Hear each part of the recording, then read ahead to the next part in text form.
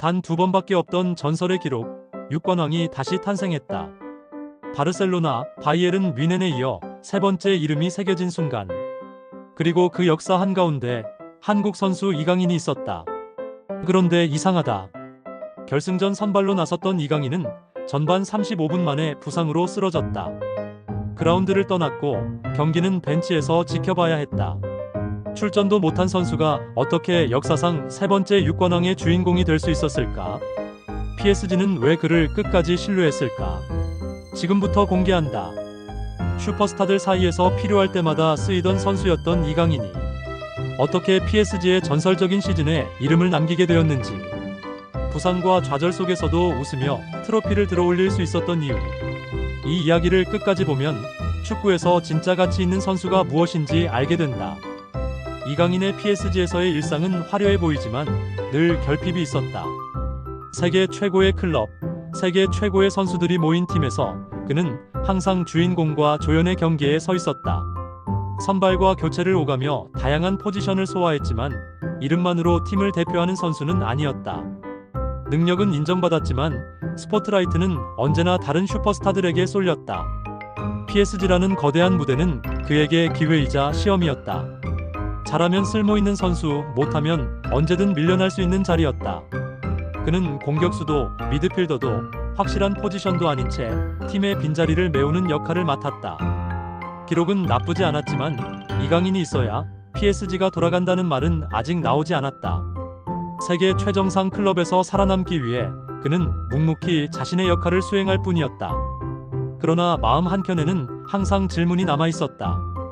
이 팀에서 나는 어떤 선수로 기억될 수 있을까? 트로피의 숫자 뒤에 이름이 남는 선수가 될 수 있을까? 평범해 보이는 하루하루 속에서 그의 축구 인생은 조용한 갈림길에 서 있었다. PSG의 시즌 목표는 단순한 우승이 아니었다.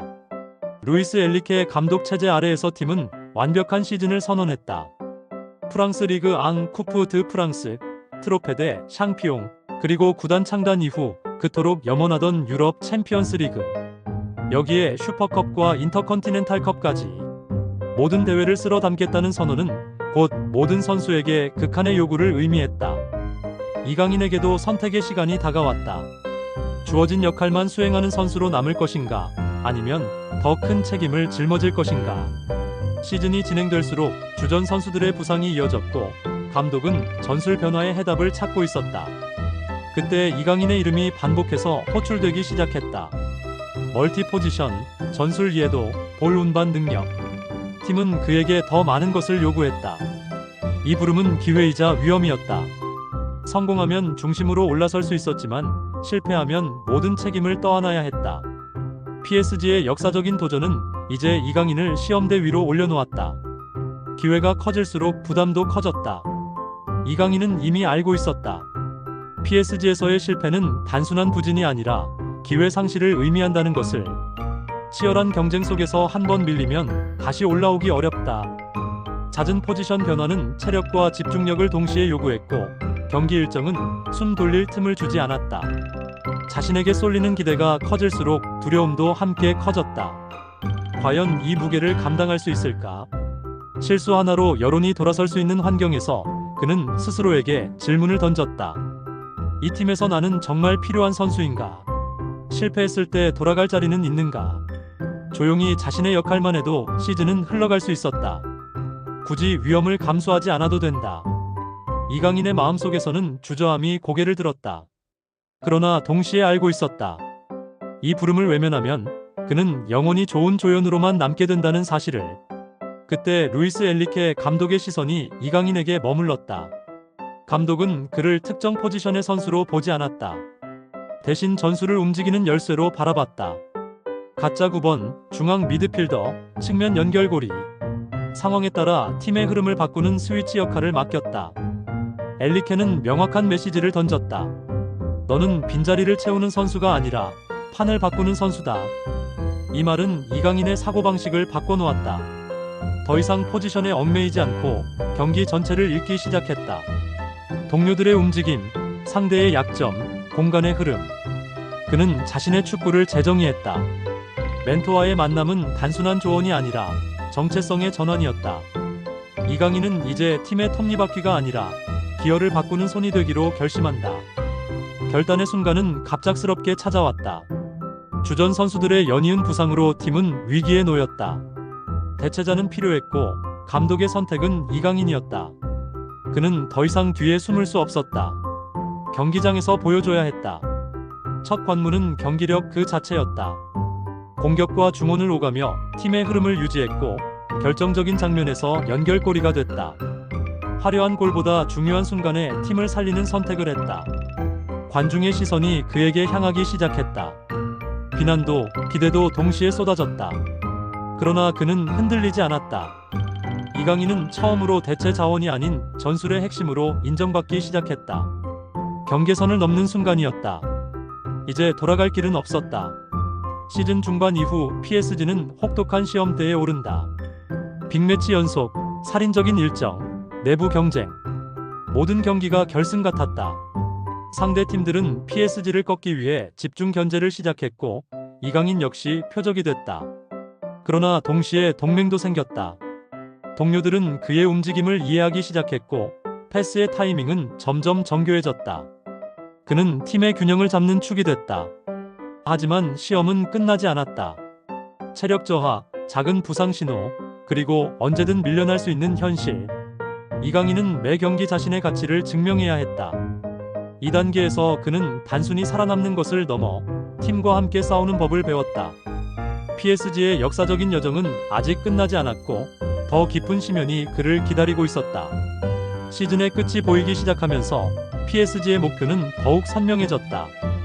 단순한 우승이 아니라 역사였다.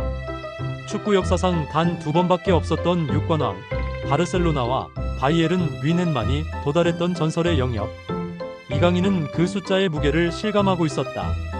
이제 한두 경기의 활약이 아니라 시즌 전체의 의미가 평가받는 순간이었다. 그는 스스로에게 질문한다.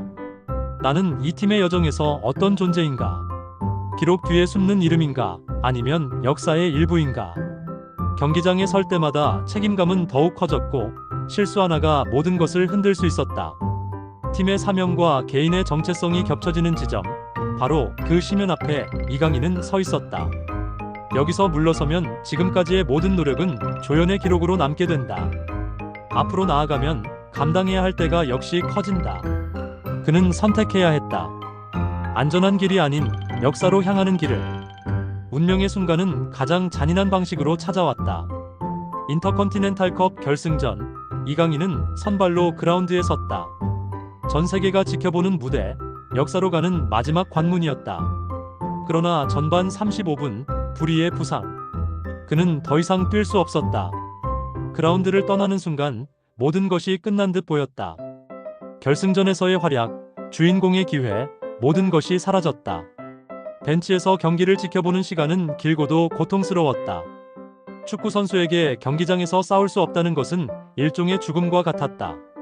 팀이 승리하든 패배하든 자신의 역할은 끝난 것처럼 느껴졌다. 이강인은 최저점에 도달했다. 그러나 이 시련은 끝이 아니라 재탄생을 준비하는 시간이었다. 그는 이미 시즌 내내 팀을 위해 쌓아온 시간과 헌신을 잃지 않았기 때문이다. 경기는 끝났고 PSG는 승부차기 끝에 승리했다. 트로피는 단 한 경기의 결과가 아니라 시즌 전체의 결과였다. 이강인은 비록 결승전의 마지막을 그라운드에서 함께하지 못했지만 그 여정에서 빠질 수 없는 이름이었다. 공식전 수십 경기, 다양한 포지션, 위기의 순간마다 팀을 살린 선택들. 보상은 숫자 이상의 의미를 가졌다. 그는 축구 역사상 세 번째 6관왕 팀의 일원이 되었다. 바르셀로나, 바이에른 뮌헨에 이어 PSG. 그리고 그 명단 속에 한국 선수 이강인의 이름이 남았다. 이것은 개인 기록 이상의 성취였다. 세계 최고 무대에서 기여한 선수로 인정받았다는 증거였다. 시련 뒤에 찾아온 보상은 그가 선택한 길이 틀리지 않았음을 증명했다. 그러나 여정은 여기서 끝나지 않았다. 부상이라는 현실이 남아있었다. 당분간 경기에 나설 수 없다는 전망, 재활이라는 또 다른 싸움. PSG는 짧은 휴식기에 들어갔고 이강인은 회복을 선택했다. 다음 시즌을 향한 준비, 그리고 다시 주전 경쟁으로 돌아갈 시간. 6관왕이라는 결과는 과거가 되었고 미래는 여전히 불확실했다. 그는 알고 있었다. 진짜 승부는 트로피를 든 다음부터 시작된다는 것을. 귀로의 단계는 안도와 긴장이 공존하는 시간이었다. 다시 돌아오기 위한 준비, 그리고 또 다른 도전을 향한 숨 고르기였다. 시상식에서 이강인은 웃었다. 트로피를 들어올리는 그 순간 그의 얼굴에는 후회도 좌절도 없었다. 그는 이 팀의 역사에 참여했고 그 가치는 공식적으로 증명되었다. 부상으로 쓰러졌지만 완전히 사라지지 않았다. 오히려 더 단단해진 모습으로 돌아올 준비를 마쳤다. 부활은 경기장에서만 일어나는 것이 아니다. 자신의 가치를 증명한 선수만이 다시 일어설 수 있다. 이강인은 이제 가능성 있는 유망주가 아니라 역사를 가진 선수가 되었다. 그 변화가 바로 부활이었다. 이강인은 SNS에 짧은 문장을 남겼다. 내 동료들과 한 번 더 세계 챔피언이 자랑스럽다. 이 말은 단순한 축하가 아니었다. 함께 싸운 시간, 역할을 가리지 않았던 헌신, 그리고 역사에 이름을 남긴 증거였다. 그의 6관왕 경험은 개인의 성취를 넘어 한국 축구의 자산이 된다. 세계 최정상 클럽에서도 한국 선수는 중심이 될 수 있다는 메시지. 이강인은 영약을 들고 돌아왔다. 그것은 트로피가 아니라 증명된 가치였다. 이제 질문은 하나다. 이강인의 다음 시즌, 그는 또 어떤 역사를 쓰게 될 것인가? 이 여정은 끝이 아니라 더 큰 도전의 시작이다.